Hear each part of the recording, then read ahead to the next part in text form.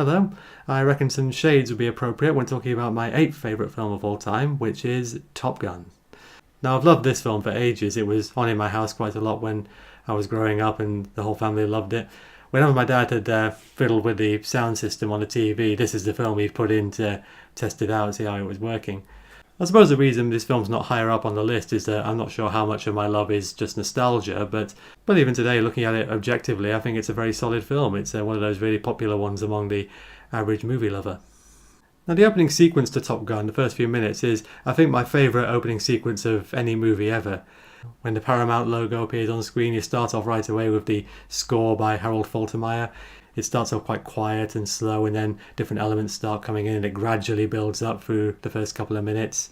And meanwhile, you get these visuals on screen of these shadowy men and planes kind of slowly moving around on the deck of the aircraft carrier. A lot of smoke everywhere.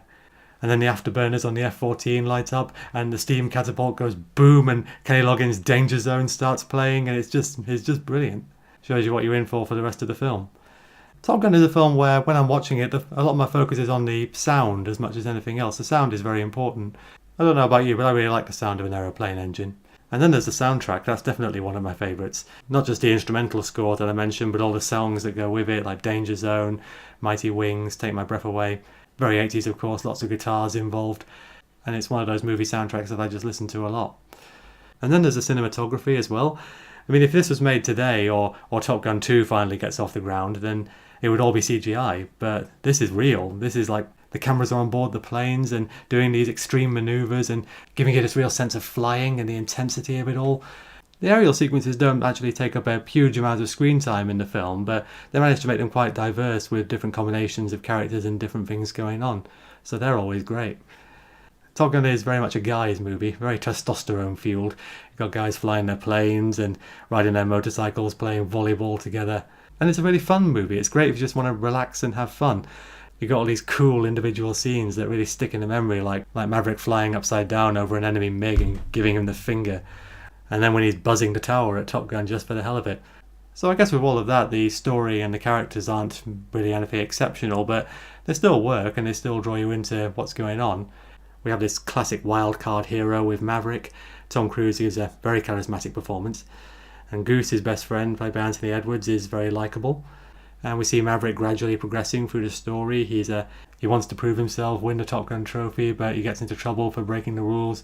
We see his ego getting the better of him at one point, and he has to learn from that.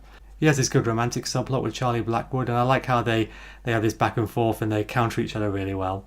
And then all of a sudden Goose ends up getting killed, and this has been such a positive movie up to that point that it's really unexpected when something really bad like that happens.